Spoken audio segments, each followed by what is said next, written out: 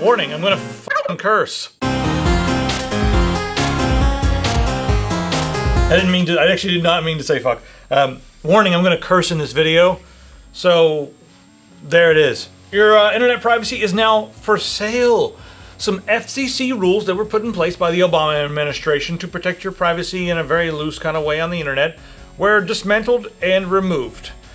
Now, first off, I'm scratching my head thinking, why would they do this? How does this benefit the public? You know, our private data, our search history, even contents of our emails and that sort of thing are now up for grabs for anyone who wants to buy them or look at them. They can be freely shared and they do not have to notify you. Before, if there was a breach, if a hacker showed up and like broke into Comcast network and stole some of your private data, your browsing history, something like that, they were legally required to tell you this. Now, they don't even need to be hacked. They could give your stuff away. They can sell your stuff to whomever they choose, and they don't have to say shit to you. Not a damn thing. So why did this change? How does it benefit us? The Senate passed it. What were they doing? Who do you guys work for? I mean, we voted for you, but I guess we didn't give you any money, did we? No. Oh, shit, man. We didn't give them any money. We just voted for them. So they don't work for us. They just work for somebody else who's giving them money. Let's see who's giving the Congress money, because Congress just overturned these rules and have really fucked things up for us. So, there's a nice list on The Verge where they've listed all the different almost all Republicans, and they've listed to the tune of how much I guess they were given by just different people either connected to the ISPs or connected to these firms who want your data. So it's maybe not a full complete list, but you start to get the idea when you look through and you're like, oh, 100,000, 80,000. It adds up to some millions of dollars that were given to Congress to help influence this vote, because it ain't good for us, it's good for them. Now, before we get into how to fix this, because there's some funny things we can do to fix this, let's remind you guys something.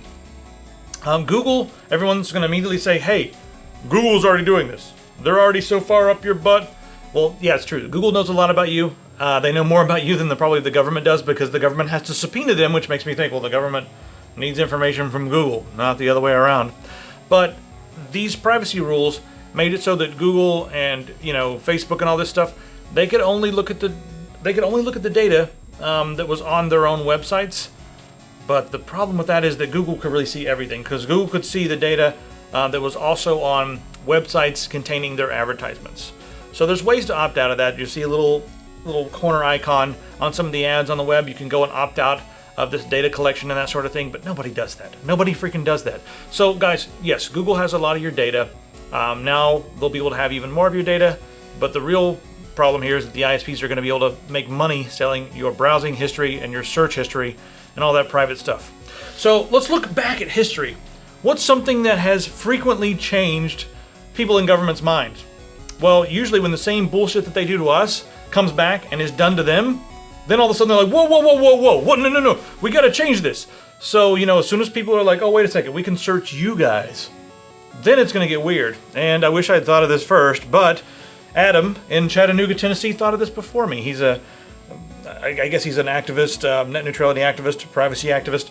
And Chattanooga is also a very hip town. If you're in Tennessee and you want really fast data, you probably are going to move to Chattanooga, because they've got citywide gigabit that, the incumbents have been fighting like crazy because it's good for people. Fuck that. So anyway, he had this genius idea. Why don't we raise a ton of money on GoFundMe and then use that to buy all of the private information about all these Congress people and all these Senate people, all the Congress critters and what, Senate snakes? Is that what we're going to call them? Congress critters and Senate snakes? I don't know. So anyway, he's raising a bunch of money to buy their search history, to buy their browsing data, and then he's going to make that public on the internet.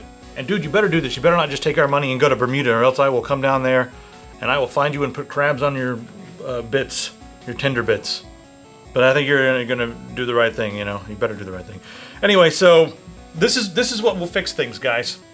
Congress took a lot of money, but as soon as we start seeing some of the freaky shit they've been looking at on the internet and see some of the really messed up search terms like, will duct tape work to strangle 16-year-old? Yes. That's the kind of stuff I'm expecting to see. Exactly the kind of stuff I'm expecting to see. And that's the kind of stuff that's going to make people in Congress be like, whoa, wait a minute. This worked for us too? I thought this wasn't going to work this way. You didn't think it through, did you? You fucking idiots, you didn't think it through all the way. So now, this is gonna happen. So Adam, thanks very much for putting up that GoFundMe.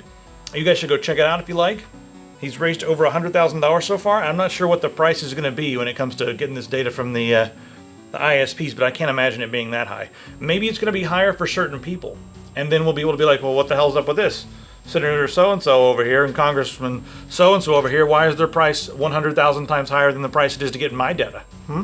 So we'll just have to see how that goes. But, you know, step in the right direction after a step in the wrong direction. A huge step in the wrong direction. The rest of the world, just ignore what we're doing over here. We're very sorry, and hopefully your governments won't get any ideas from this nonsense. I know people have it worse in other parts of the world, so I could be complaining like a big baby, but it is always bad to stand back while, you know, rights and privacy erodes. Stay vigilant and stuff, guys. All right, t-shirts and all that stuff. I don't want to market anything for this video. Just want to make it. Guys, go to the forum. We'll see you there. All right, later.